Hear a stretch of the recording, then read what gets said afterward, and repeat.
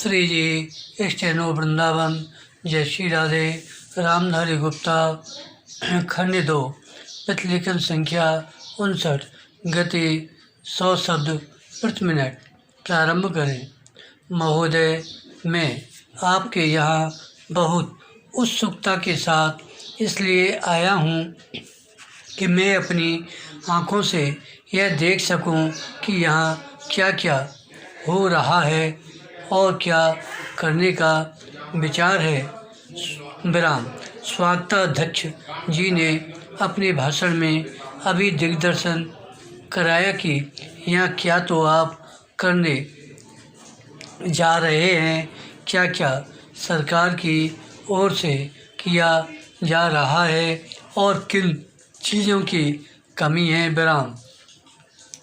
मैं इन सब चीज़ों के संबंध में केवल इतना ही कह सकता हूँ कि जहाँ तक मुझे मालूम है आपकी राज्य सरकार और केंद्रीय सरकार दोनों इस बात के लिए तत्पर हैं कि आदिवासियों की उन्नति के लिए यथेष्ट और प्रत्येक संभव प्रयत्न किए जाएं। विराम।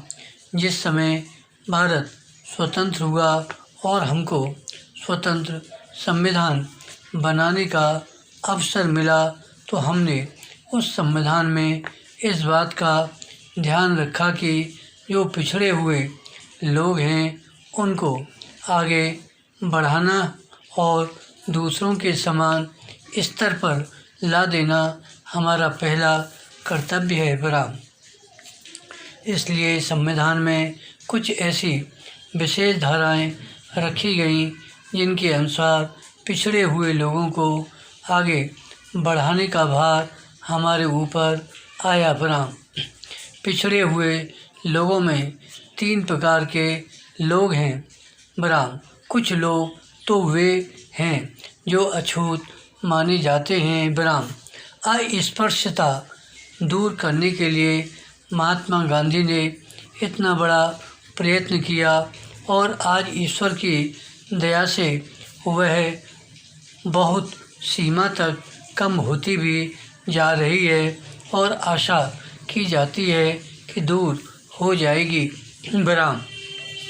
दूसरे लोग जो पिछड़े हुए समझे जाते हैं आदिम जाति के लोग हैं। विराम। ये सारे भारतवर्ष में अलग अलग स्थानों में फैले हुए हैं, विशेषकर पहाड़ी और जंगली क्षेत्रों में।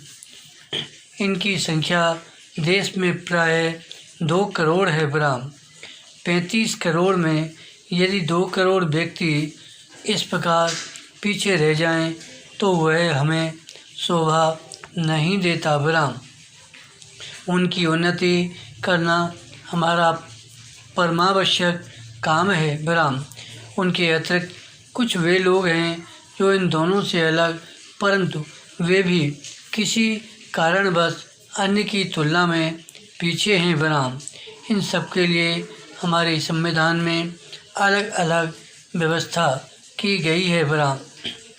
जहाँ तक आदिवासियों का प्रश्न है उनके लिए विधानमंडलों और संसद में स्थान सुरक्षित रखे गए हैं। विराम। इन स्थानों के लिए वे अपने प्रतिनिधि चुनते हैं जो वहां जाकर उनके सुख दुख को रख सकते हैं और वहां से उनकी भलाई के लिए कुछ करवा सकते हैं। विराम। आज दिल्ली में जो संसद है और सभी राज्यों में जो विधानमंडल है उन सबके सदस्यों में आदिवासियों के प्रतिनिधि भी हैं और उनको वही अधिकार प्राप्त हैं जो और किसी दूसरे प्रतिनिधि को। विराम।